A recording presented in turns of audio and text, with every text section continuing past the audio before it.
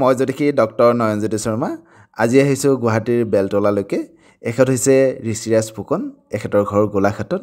এখেতে বেলতলাত এটি বৰ সপোনৰ ঘৰ লৈছে। আজি এই ঘৰটিৰ সম্পূৰ্ণ ইণ্টেৰিয়ৰ বাস্তুখিনি চাবৰ কাৰণে মই আহিছোঁ। আহকচোন আজি এখেতৰ ঘৰখন চাওঁ আমি।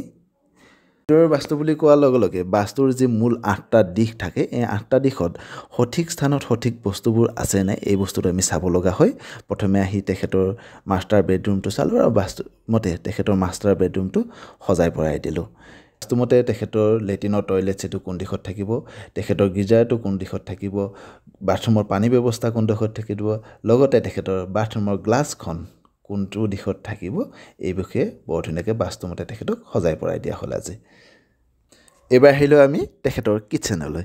কোনটো দিশত তেখেতে ৰন্ধা বঢ়া কৰিব, কোনটো দিশত তেখেতৰ পানী ব্যৱস্থা থাকিব, কোনটো দিশত তেখেতৰ ফ্ৰিজটো ৰাখিব, কোনটো দিশত তেখেতে খোৱা সামগ্ৰীসমূহ ৰাখিব, এইখিনি তেখেতক তন্নতন্নকৈ আমি বুজাই দিয়া হ'ল।